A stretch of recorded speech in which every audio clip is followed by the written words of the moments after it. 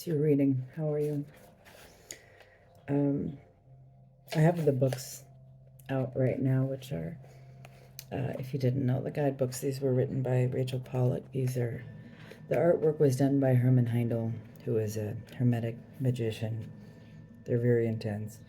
But these guidebooks were written by Rachel Pollack, and she's my trans tarot mom. And they're signed. And she just passed away this year, so I hope you're enjoying your journey on the other side of the veil, Rachel. So let's talk about Queen of Wands here. You know, I forgot that in this particular deck,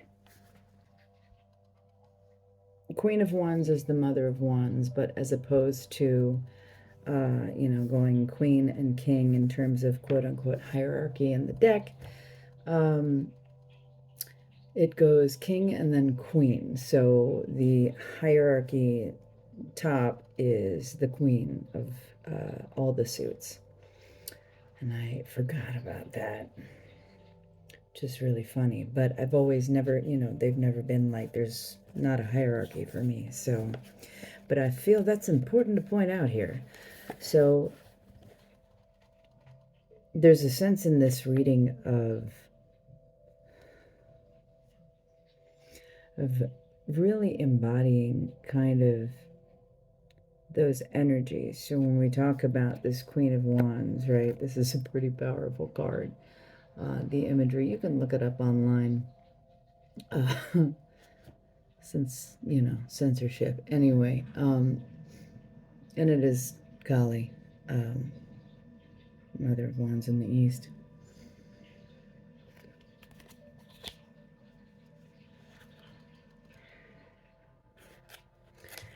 Let's... Kali the Merciless. Drinker of blood. The texts tell us that blood appeases her anger, and without it, she will become uncontrollable and destroy the universe. When we think about things like Queen and King and Divine Feminine and Divine Masculine and Tarot and other stuff,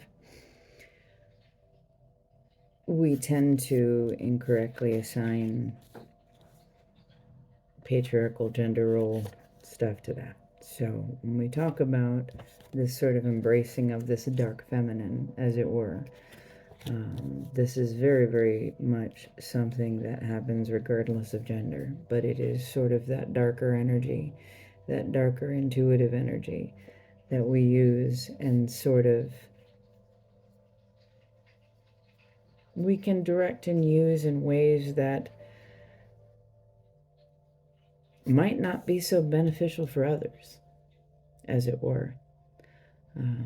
If this is our intention to do that, that is one way that you can do things. I don't know if that's going to bring you necessarily happiness or success. And I think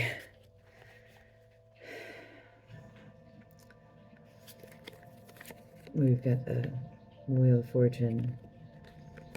We've got the Hierophant. I think it's not that it's not bringing you success, maybe. I think it's doing exactly what it's going to do. I just don't think that you're happy with it. And I think maybe you're trying really hard to convince yourself that you're happy with it.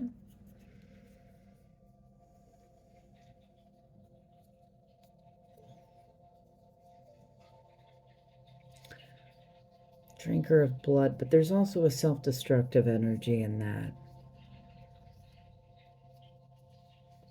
Like a kind of burn the house down kind of feeling, like just burn it all down instead of actually, I just started taking accountability. Hey, what do you know? So,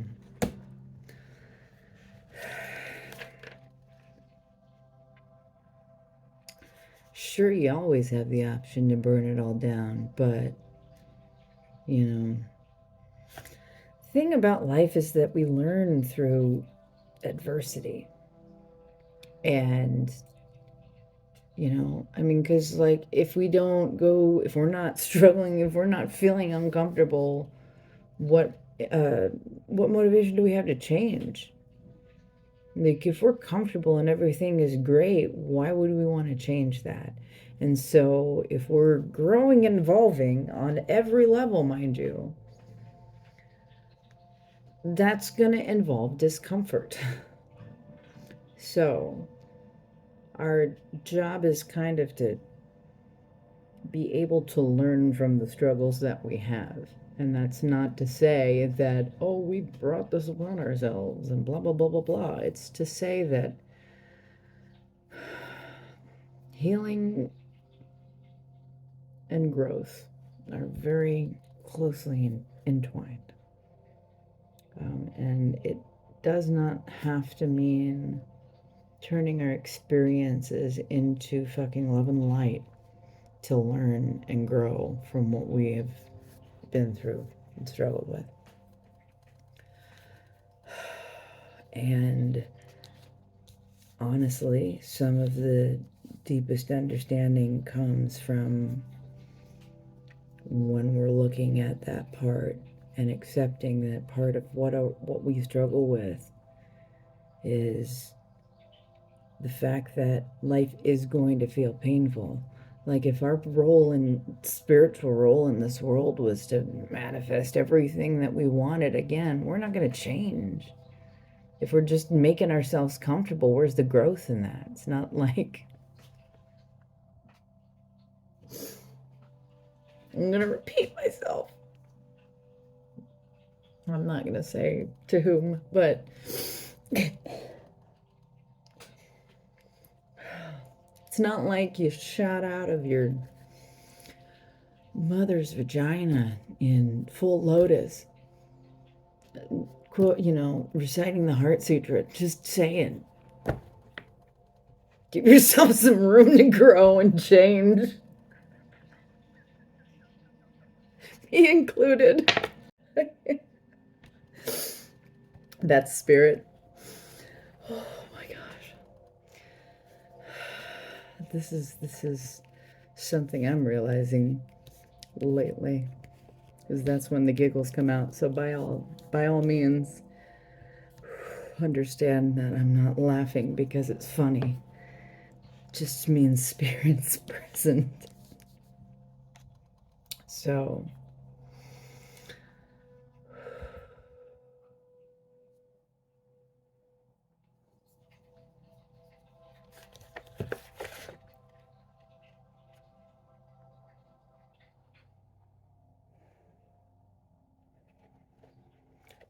stop being mad that you're not in control of it. It's not yours to be in control of.